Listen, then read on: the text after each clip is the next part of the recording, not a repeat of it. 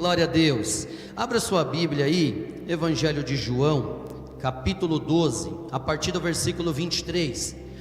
Eu não vou perguntar se você está pronto, se você está preparado para tudo que Deus vai fazer aqui, porque na presença de um Deus onisciente, onipresente, onipotente, coisas sobrenaturais acontecem.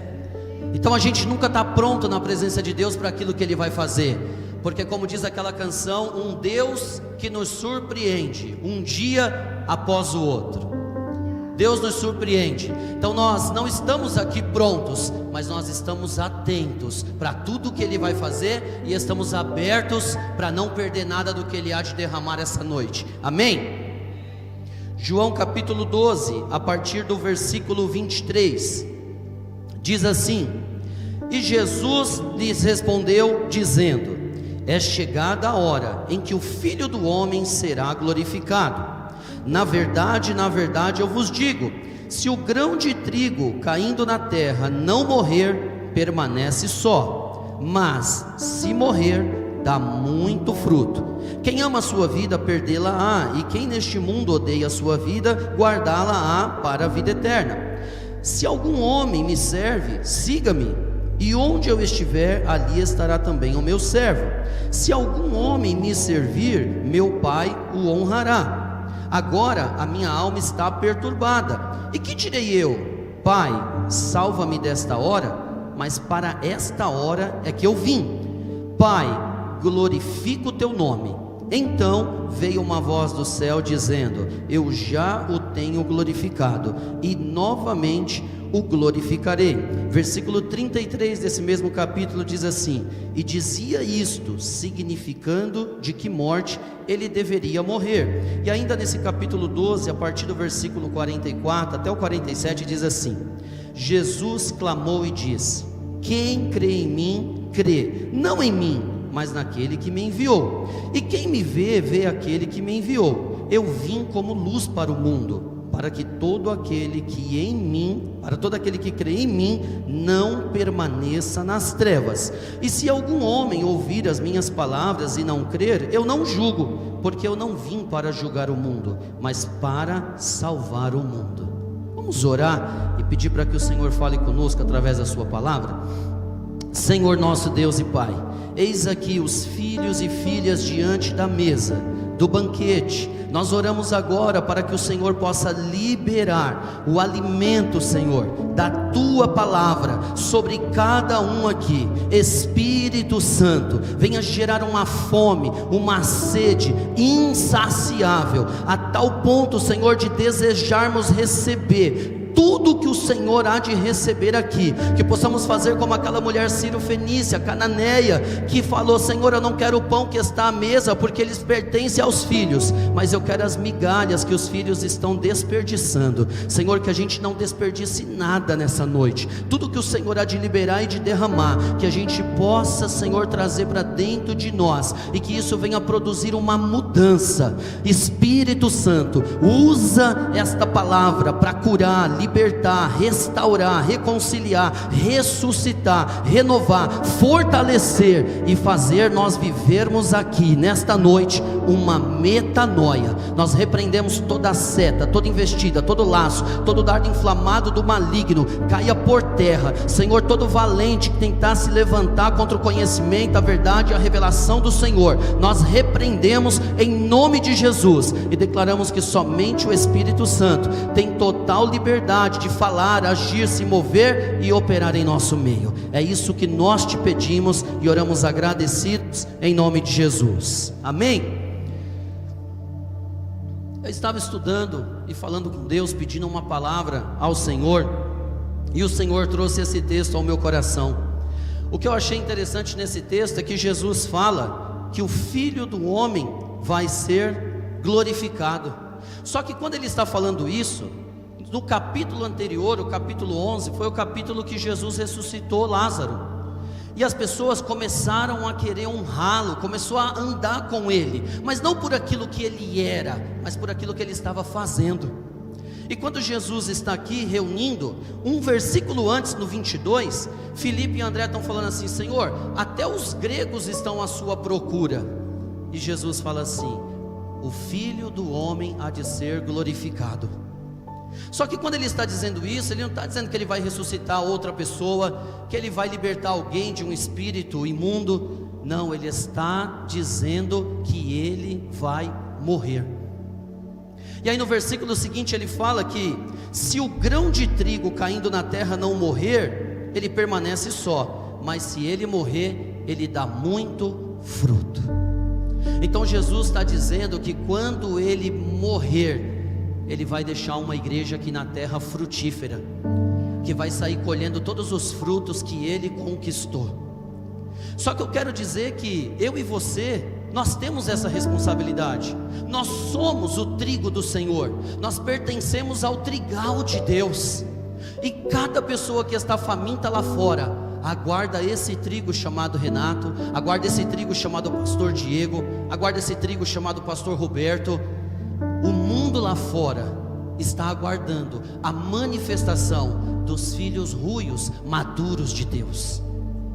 E quando Jesus está dizendo isso, ele fala: olha, quem está valorizando a sua vida vai perder, mas aquele que deixar de lado tudo que essa terra possa dar, deixar de correr atrás dessas coisas terrenas, naturais, seculares, e me servir, o meu Pai vai honrar essa pessoa. E quando eu estava estudando essa palavra, o Senhor me lembrou uma palavra que Ele me deu no momento que eu estava para tomar uma decisão. Eu tinha que tomar uma decisão entre o sim e entre o não, para o mal e para o bem, contra alguém que havia cometido uma ofensa comigo. A minha carne, ela gritava por querer fazer justiça humana, justiça própria. Só que o Espírito Santo estava ministrando no meu coração para eu abrir mão daquilo. E eu orando e falando: Senhor, me ajuda a tomar a decisão certa. E naquela noite, o Senhor me deu essa palavra, que eu já compartilhei em outros lugares, e Ele me lembrou para compartilhar com vocês essa noite. Então essa noite eu gostaria de pregar uma palavra com o tema trocando as cartas. Diga para a pessoa que está do seu lado: é noite de trocarmos as cartas. Agora com voz de profeta: é noite de trocarmos as cartas.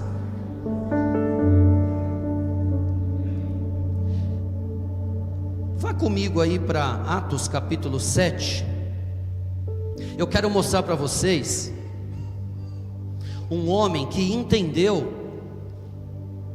que se o grão de trigo não caísse na terra e não morresse, ele não produziria vida.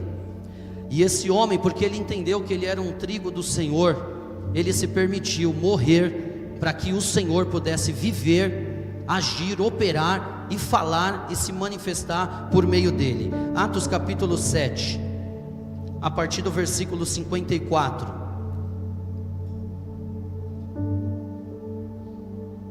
Olha o que acontece com uma pessoa quando ela entende que ela é um trigo e ela precisa morrer.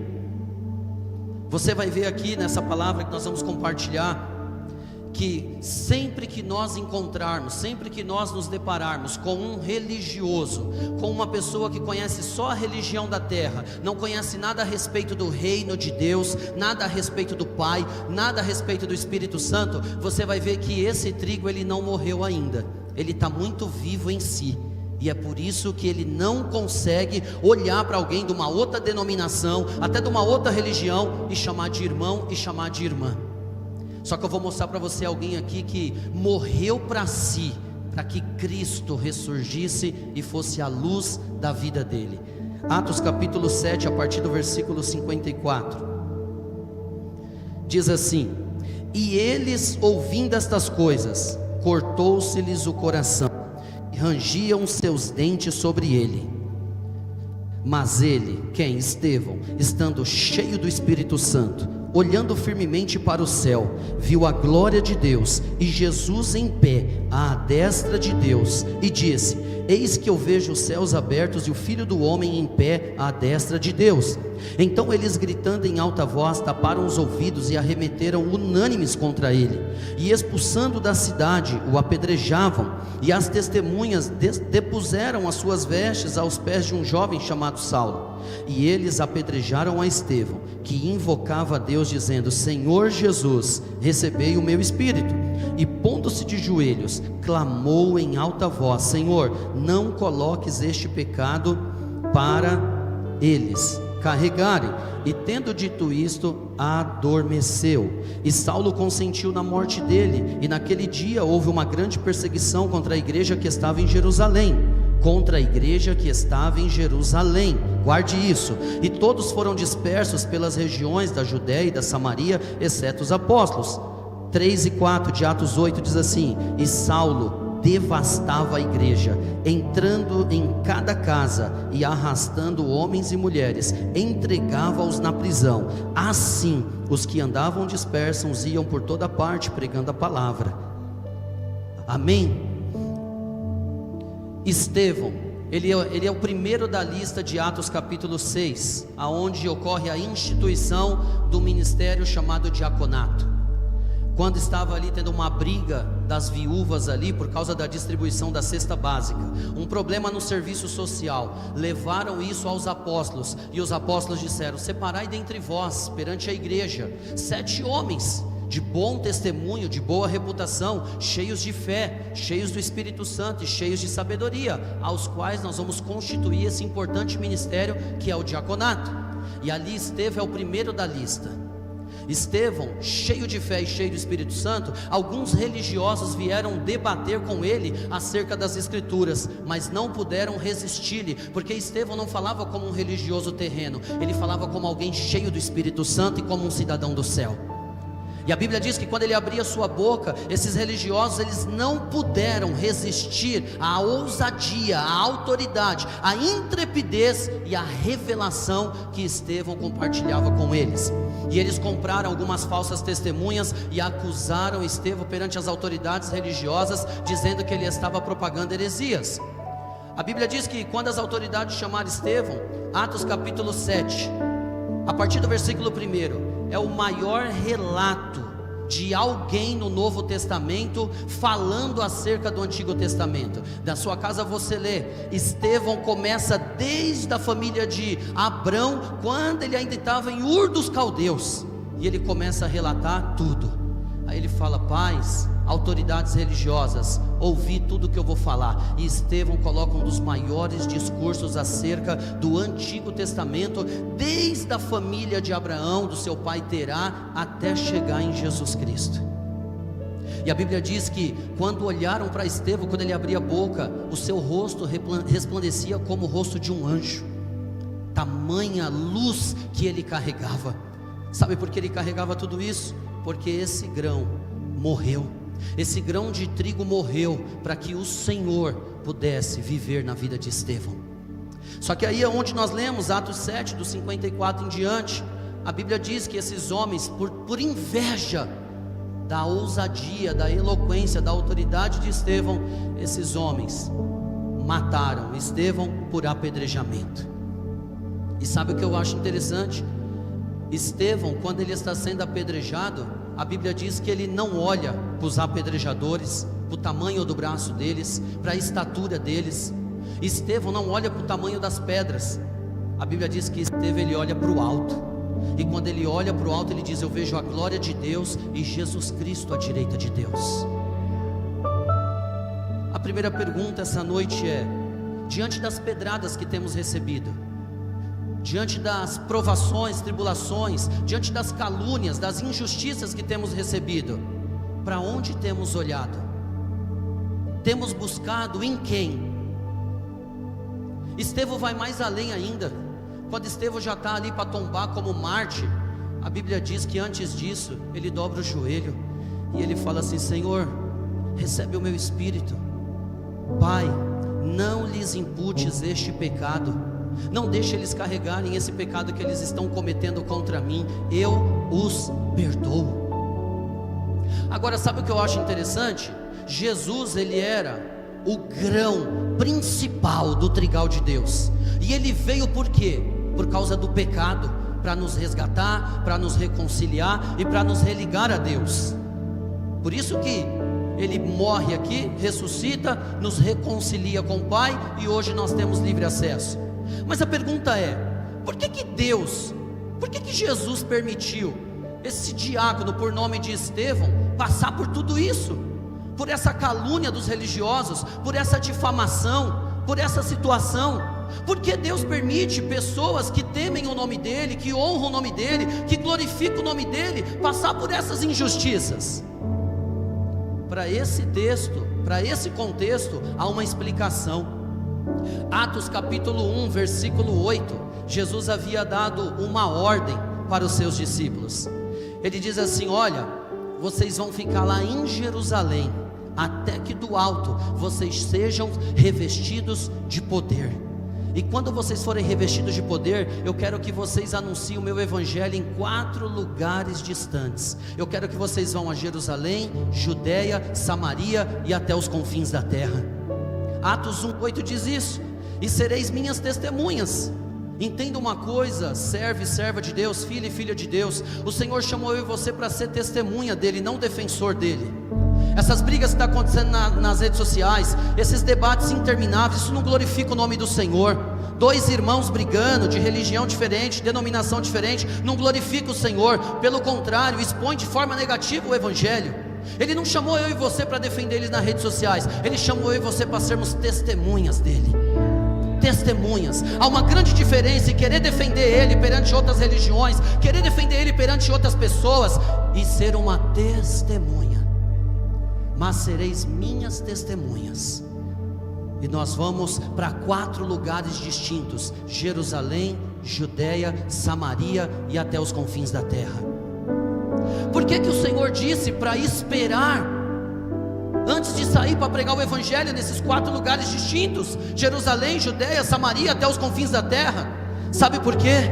Se nós como igreja sairmos para anunciar o Evangelho nos 4 lugares distintos, sem a presença do Espírito Santo, nós vamos levar uma mensagem verdadeira como se fosse falsa. Então, antes de Jesus enviar a sua igreja ao mundo, Ele envia o seu Espírito Santo para dentro da igreja, para que a igreja comunique a verdade como ela é, verdadeira. Quem conhece a verdade da palavra, do Evangelho, quem está cheio do Espírito Santo, não perde tempo em rede social desabafando. A Bíblia diz que só os tolos se justificam. Então para de debater, para de discutir religião e procura o próximo, que o Espírito Santo tornou o coração acessível para que você libere sementes da palavra. Essas vãs discussões e debates têm que acabar. Nós não fomos chamados para defender Jesus, fomos chamados para sermos testemunhas em Jerusalém, Judeia, Samaria e até os confins da terra. É isso.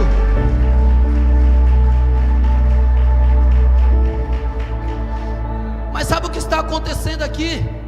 Obedecer parte do que Jesus nos pediu é o mesmo que desobedecer. Ou você obedece tudo ou você não obedece nada. Se você pegar, eles só queriam ficar em Jerusalém. Atos capítulo 1, você vai ver lá, Pedro se levanta, eles escolhem Matias, Matias passa a ser o 12º apóstolo. Atos capítulo 2, o que estava lá em Joel: e nos últimos dias, diz Deus, derramarei do meu Espírito sobre toda a carne.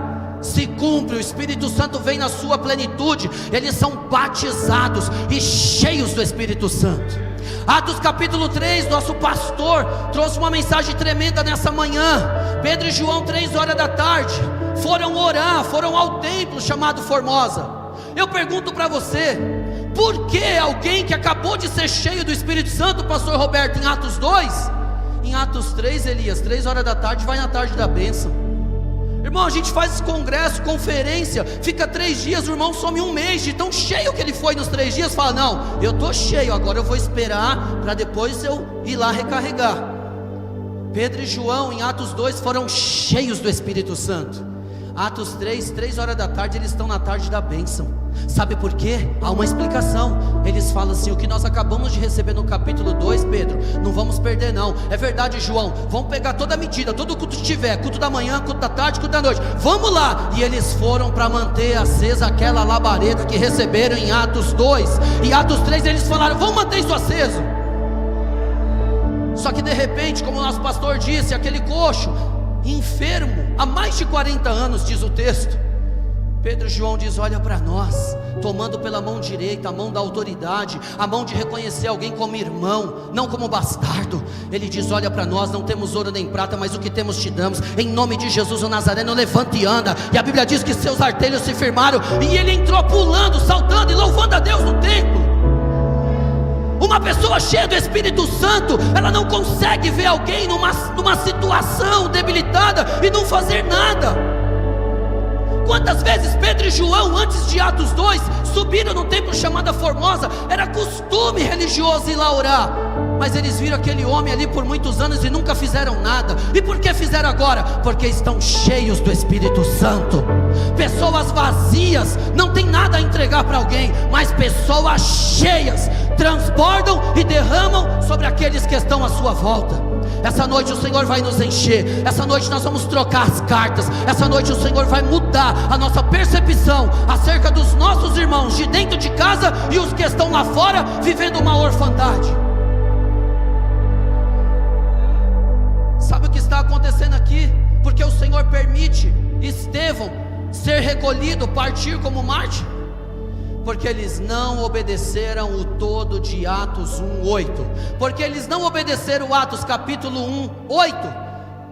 O Senhor permitiu vir Atos capítulo 8 versículo 1 e Atos 8:3. Olha o que diz aqui o texto, Atos 8:1. E Saulo consentiu na morte dele, de Estevão. E naquele dia houve uma grande perseguição contra a igreja que estava em Jerusalém, e todos foram dispersos pelas regiões da Judéia e da Samaria, exceto os apóstolos. 3, Atos 8:3. E Saulo devastava a igreja, entrando em cada casa e arrastando homens e mulheres, entregava-os na prisão. Porque eles não obedeceram Atos capítulo 1 versículo 8, o Senhor envia Atos 8:1 na vida deles, uma perseguição. E a Bíblia diz que o Senhor envia essa perseguição com um propósito: precisava tirar a igreja de Jerusalém. Porque Atos 1:8 diz: Jerusalém, Judéia, Samaria e até os confins da terra. É cômodo ficar em Jerusalém, é cômodo estar só entre os irmãos que já estão salvos, que já estão aqui limpos, lavados pela palavra, que já estão aqui cultuando, adorando, servindo, investindo. Mas eu quero ver a gente ir para fora, Judéia, Samaria e até os confins da terra. E o Senhor permitiu essa perseguição para fazer eles se dispersarem. Olha o que acontece, Atos 8:1, quando começa essa perseguição, a Bíblia diz que Saulo está devastando a igreja do Senhor. Agora eles começam a sair. Atos 8:1 diz: e todos foram dispersos, espalhados pelas regiões da Judéia, Samaria, exceto os apóstolos. Atos capítulo 1 versículo 8, o que o Senhor quer, esses 4 lugares, é concomitantemente. O que é isso, pastor Renato? Nos 4 lugares ao mesmo tempo. Ele vai mandar uns para Jerusalém, como os apóstolos que ficaram, outros para a Judéia, outros para Samaria e outros aos confins da terra. Cada um aqui do reino, como o pastor disse muito bem de manhã, nosso pastor, Cristo é o cabeça, nós somos o corpo. Ele vai mandar cada membro do corpo para um lugar, concomitantemente. Nós vamos estar aqui cultuando, adorando ao Senhor na semana, no mês, mas nós podemos visitar uma clínica de recuperação e abençoar irmãos que estão lá internados, se libertando das drogas, do alcoolismo, dos vícios, concomitantemente. É possível fazermos isso, e o Senhor espera isso de nós. Mas porque eles não obedeceram o todo, o Senhor permitiu isso e dispersou. Agora vá comigo para Atos 9, que essa é a palavra dessa noite. Atos 9, a partir do versículo 1.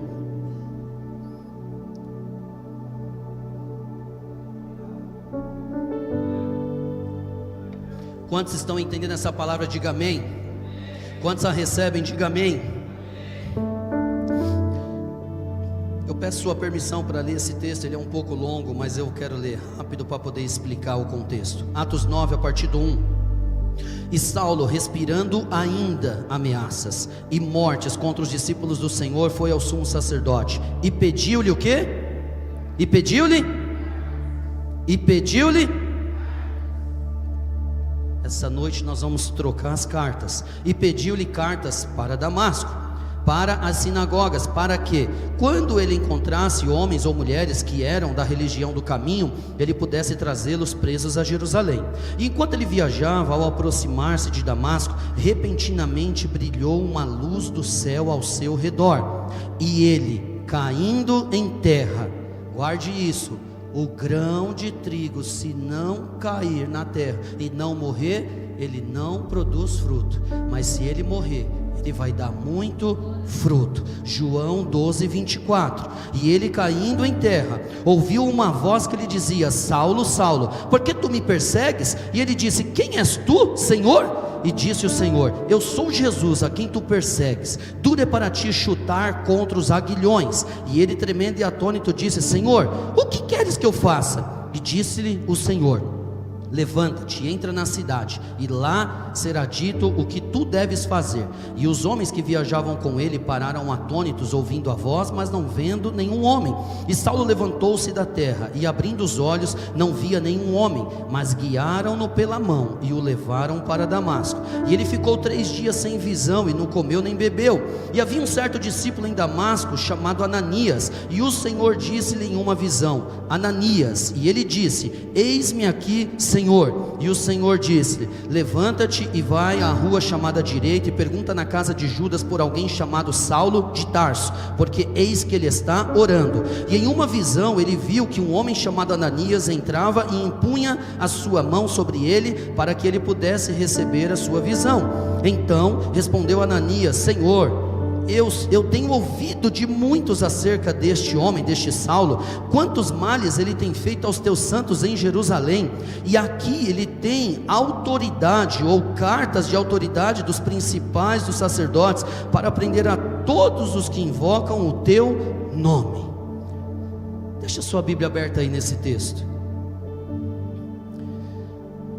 A Bíblia diz que este Saulo, ele está respirando ameaças e mortes contra os discípulos do Senhor. Esse Saulo, ele não fica satisfeito só com a morte do maior diácono da história da igreja primitiva, por nome de Estevão. Esse Saulo, ele quer mais, ele quer devastar a religião que ele chamava a religião do caminho. E ele não estava errado, porque Jesus é o caminho, a verdade e a vida. E esse homem, ele era da religião judaica, uma religião muito conceituada em Jerusalém. Ele era do braço dos fariseus. Esse homem, ele estava estudando aos pés do maior rabino da sua época, por nome de Gamaliel. Esse homem era muito instruído na lei.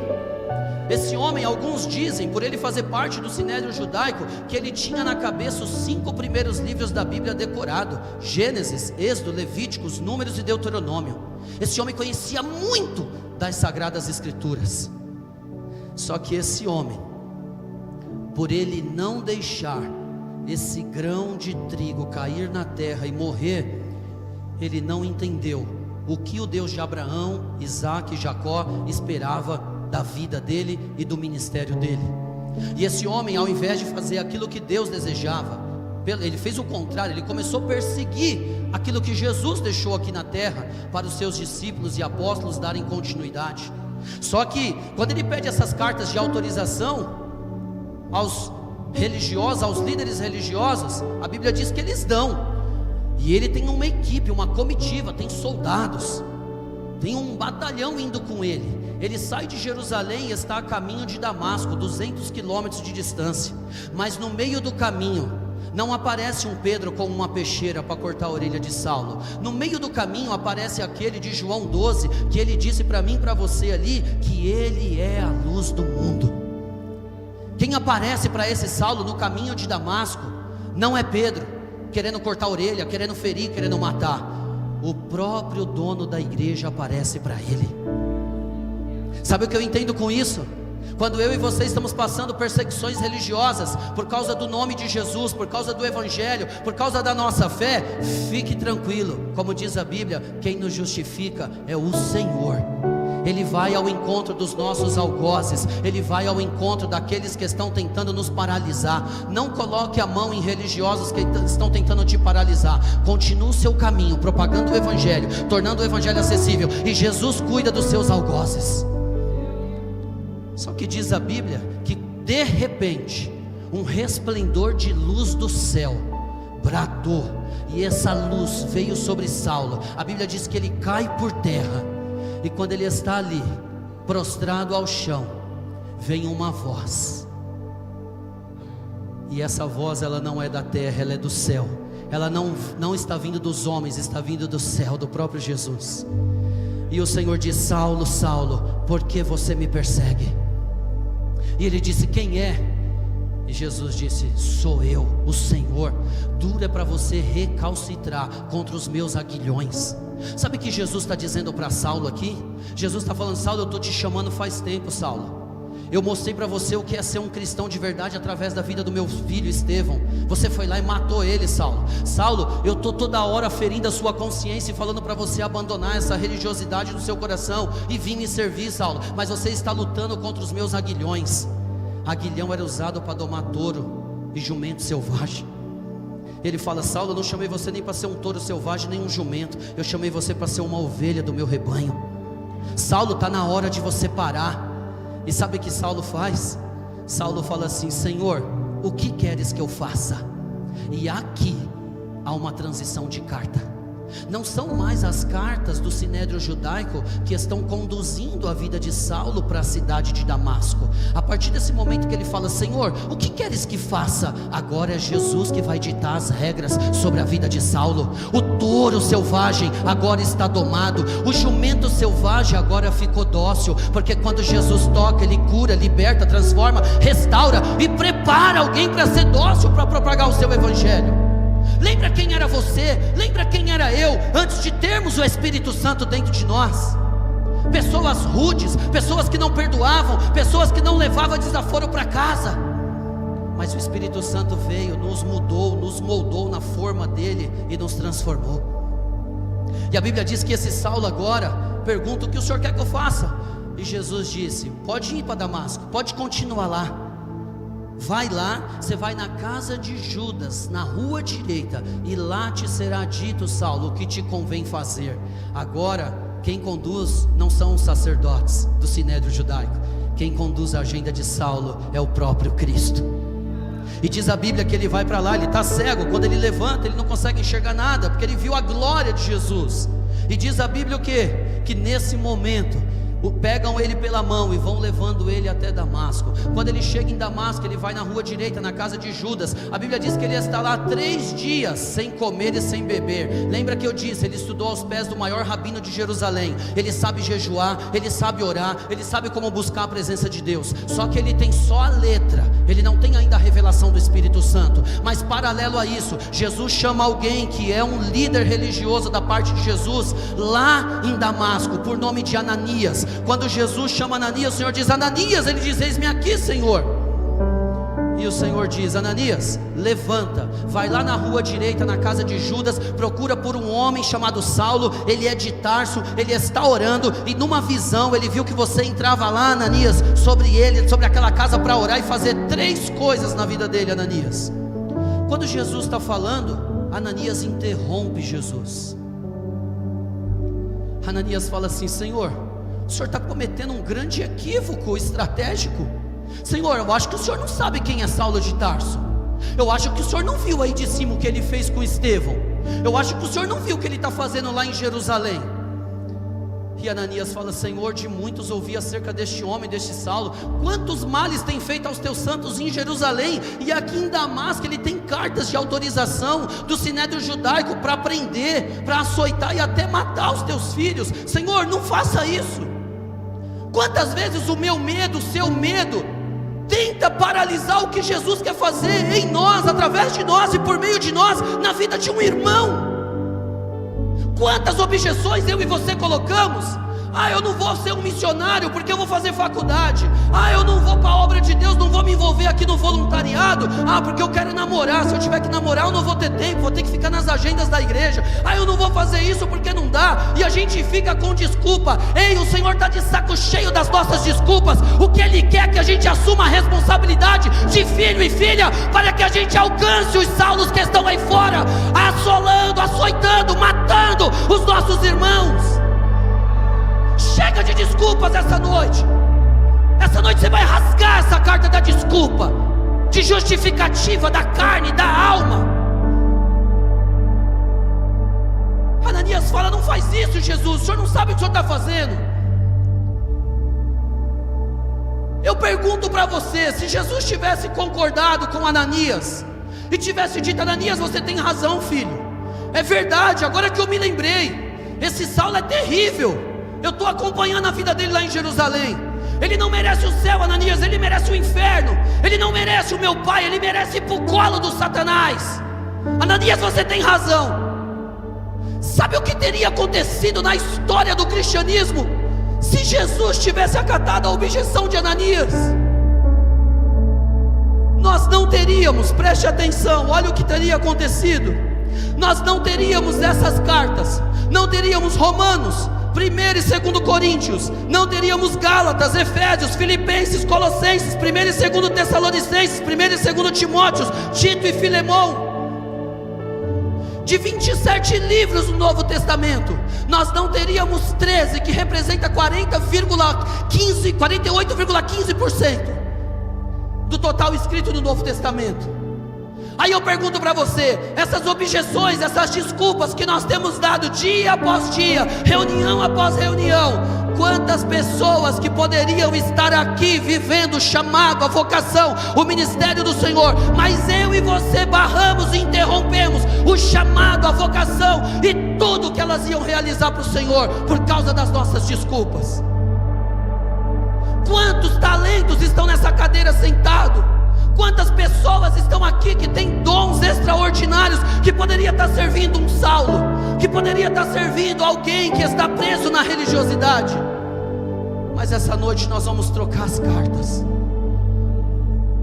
Nós não teríamos de 27 livros do Novo Testamento 13, mas eu louvo a Deus que o meu medo, o seu medo, as minhas desculpas, as suas desculpas não paralisam o que Jesus quer fazer no seu reino, na sua obra e na vida dos seus filhos. Vamos ver o que Jesus respondeu? Atos capítulo 9, versículo 15. Mas o Senhor Jesus disse a Ananias: ide pelo caminho, porque este Saulo é um vaso escolhido por mim, para levar o meu nome diante dos gentios e dos reis e dos filhos de Israel, porque eu lhe mostrarei quão grandes coisas ele deve sofrer por causa do meu nome.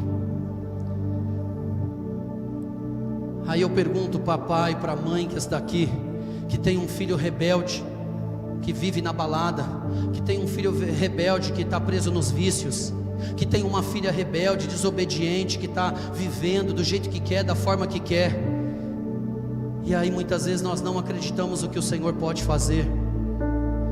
Eu estava aqui agora louvando ao Senhor no momento do louvor, quando eu olhei aqui as crianças dançando, a minha filha ali no meio, o meu coração se encheu de alegria, porque eu posso declarar o que Josué declarou: eu e a minha casa servimos ao Senhor. Eu quero dizer para você, pai, para você, mãe, se você tem um Saulo, se tem um filho rebelde, eu quero te dizer, Jesus não perdeu o controle da vida dele. Não pare de orar pelo seu filho rebelde, não pare de orar pela sua filha rebelde. Talvez seu filho está vivendo numa situação de pecado, continue orando e amando o seu filho. Não ame o pecado dele, mas continue amando ele, porque sabe o que vai acontecer? Lembre-se, seu filho e sua filha rebelde são escolhidos do Senhor para uma grande obra nessa terra. Pastor Renato, mas com base no que você diz isso? Coloca por favor aqui para mim Gálatas capítulo 1 versículo 15. Vou pedir, tem alguém ali para colocar Gálatas capítulo, olha lá, amém. Gálatas capítulo 1 versículo 15. Olha o que Saulo está dizendo: mas quando aprouve a Deus, que me separou desde o ventre de minha mãe e me chamou pela sua graça. Ei pai, ei mãe, lembre-se, seu filho e sua filha são consagrados desde o ventre da mãe ao Senhor. O inimigo tenta te enganar falando que não tem mais jeito, que perdeu. Satanás é mentiroso. O Senhor restaura, o Senhor liberta, o Senhor transforma e o Senhor muda. Olha o que aconteceu quando Ananias entra agora, versículo 17 de Atos 9. E Ananias foi pelo caminho, entrou na casa, e impondo as suas mãos sobre ele, disse: irmão Saulo, porque Jesus contestou a objeção de Ananias. Agora Ananias não tem mais Saulo como um perseguidor, como um touro, um jumento selvagem. Agora ele diz: irmão Saulo. Nós vamos voltar a olhar um perseguidor como nosso irmão, como nossa irmã. Antes de ele vir aqui na frente e aceitar Jesus, antes de ele vir aqui se reconciliar com Jesus, ele já é nosso irmão e nossa irmã, porque o Pai sempre existiu, e o Pai gerou filhos para a sua glória e para viver no seu reino. E ele diz: irmão Saulo, o Senhor Jesus que te apareceu no caminho por onde vinhas, me enviou para que recebas a visão e sejas cheios do Espírito Santo. E imediatamente lhe caíram dos olhos como se fossem escamas, e ele imediatamente recebeu a visão, e levantando-se foi batizado. E tendo recebido alimento, ele foi fortalecido. E esteve Saulo alguns dias com os discípulos que estavam em Damasco, e imediatamente ele pregava nas sinagogas que Cristo é o Filho de Deus. Mas todos os que o ouviam estavam atônitos e diziam: não é este o que em Jerusalém destruía os que invocavam este nome, e com este intento veio aqui para os levar presos aos principais dos sacerdotes? 22. Saulo, porém, se fortalecia, se esforçava muito mais, e confundia os judeus que habitavam em Damasco, provando que aquele era mesmo o Cristo. Versículo 20, ele está só pregando que Cristo é o Filho de Deus. Versículo 22, ele está provando que aquele era mesmo o Cristo de Deus. Agora eu quero convidar você para ir comigo aí para 2 Coríntios capítulo 3, a partir do versículo 1. 2 Coríntios capítulo 3, a partir do versículo 1. Quantos ainda estão entendendo essa palavra? Diga amém. Quantos ainda recebem? Diga amém.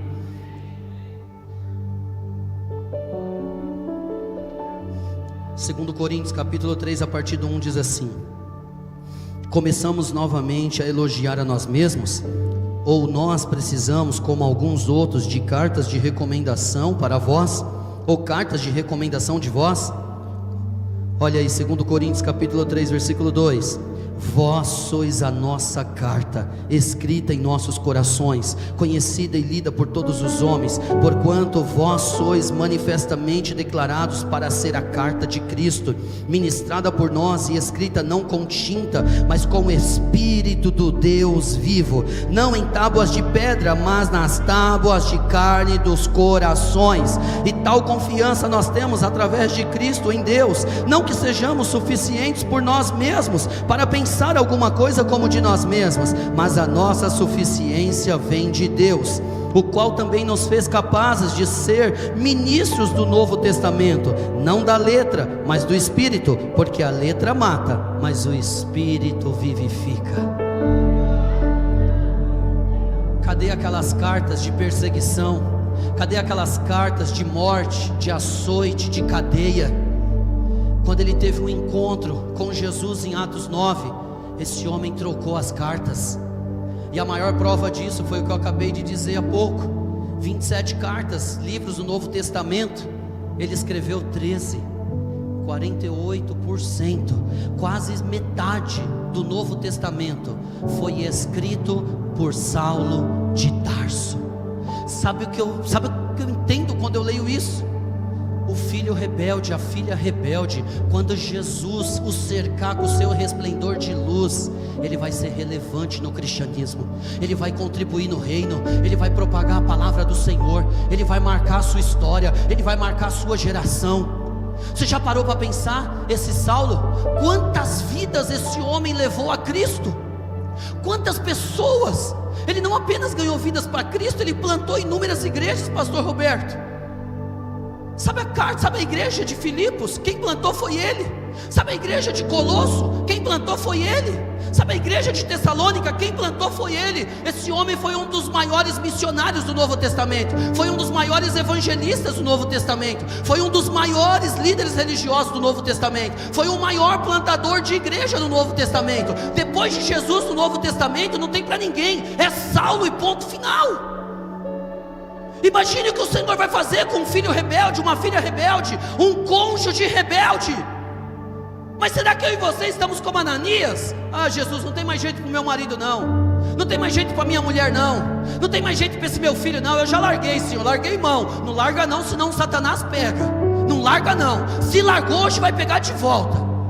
Hoje vai pegar de volta e falar: Senhor, o meu filho é teu, como diz Gálatas capítulo 1 versículo 15, o meu filho é teu desde o meu ventre. Então passe céus e passe a terra, mas a tua palavra liberada sobre meu filho, minha casa e família, ela há de se cumprir, e eu vou ver meu filho vivendo tudo que o Senhor tem reservado a ele. Pode aplaudir o Senhor, ele é digno.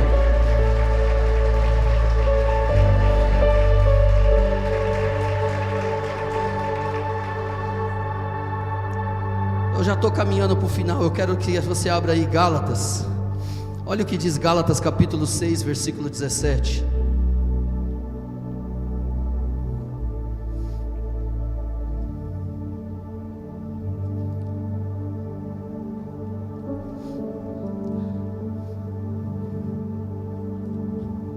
Olha o que diz Gálatas capítulo 6 versículo 17. De agora em diante, que nenhum homem me moleste, porque trago em meu corpo as marcas do Senhor Jesus. Os religiosos estavam dizendo para os cristãos na região da Galácia, assim ó, tem que circuncidar, mesmo que veio para o cristianismo. E Paulo falou: não tem que circuncidar coisa nenhuma. A circuncisão, ela não é nada perto de Cristo. Se vocês estão dizendo que alguém tem que circuncidar, é porque o sacrifício de Cristo foi em vão. Pare de viver essa religiosidade e as tradições lá do judaísmo. Nós não estamos mais no judaísmo, nós estamos no cristianismo. E ninguém me moleste, porque eu trago no meu corpo as marcas do evangelho do Senhor Jesus Cristo. E lendo isso eu lembrei de uma frase: são as cicatrizes que comprovam que vencemos, não as feridas. Feridas abertas apodrecem. São as cicatrizes que demonstram que nós vencemos. E é isso que Paulo está falando: ninguém me moleste, porque eu trago no meu corpo cicatrizes por causa do evangelho e do Senhor Jesus Cristo. Essa noite nós vamos rasgar a carta das feridas abertas que estão cheias de pus, podendo gerar uma infecção e matar uma pessoa que o Senhor tem uma promessa e uma grande obra a fazer. As nossas cicatrizes nos garantem a credibilidade necessária para adentrarmos em um novo tempo.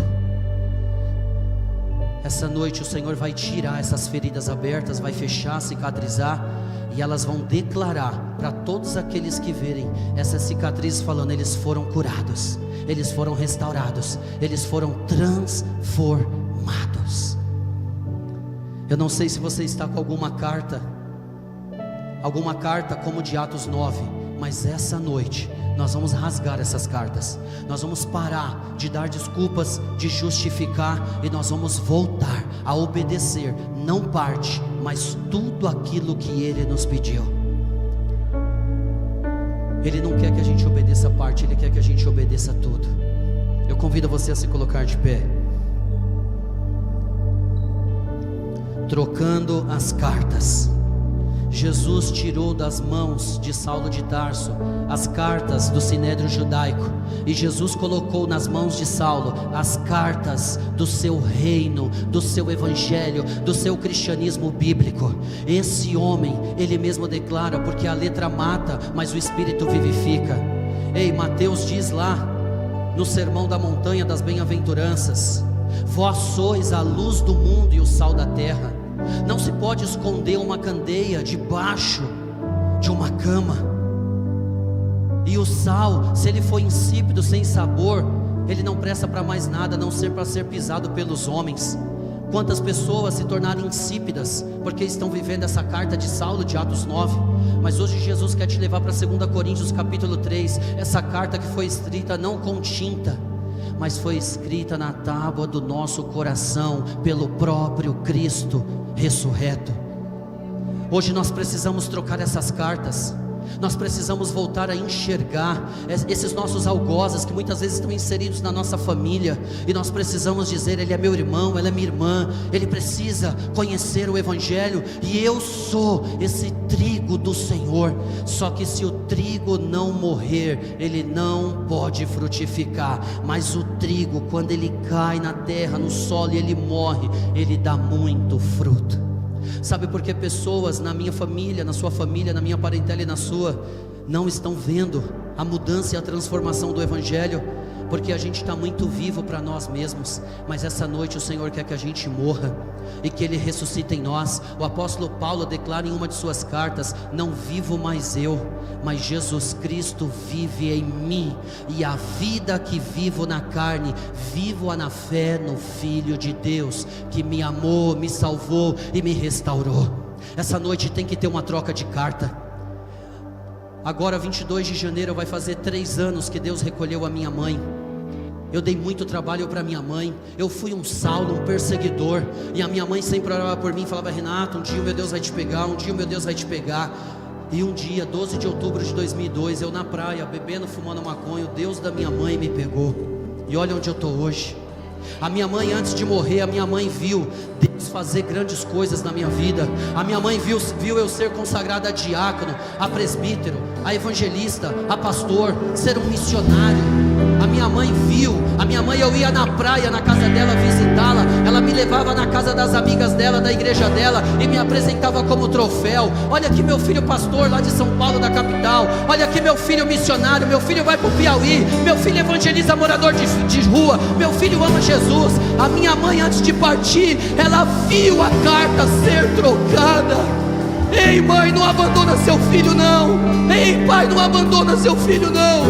Ei mulher, não abandona seu marido. Ei homem, não abandona sua mulher não. Jesus ainda troca cartas. Ah irmão, eu tenho certeza que se a gente trocar as cartas essa noite, nós viveremos o que o Senhor tem reservado a nós. Você essa noite que quer trocar essa carta e fala: eu não aguento mais viver esse evangelho medíocre, eu não aguento mais viver essa vida rasa, superficial, que não muda nem a minha vida, quanto mais de outras pessoas. Sai do seu lugar e vem pro altar. Eu tomei essa decisão e foi a melhor que eu tomei. Eu não estou aqui com a mão estendida para o dedo para te acusar não. Eu estou com a mão estendida dizendo: ei, vamos junto, vamos mais uma vez. Sai do seu lugar, vamos orar.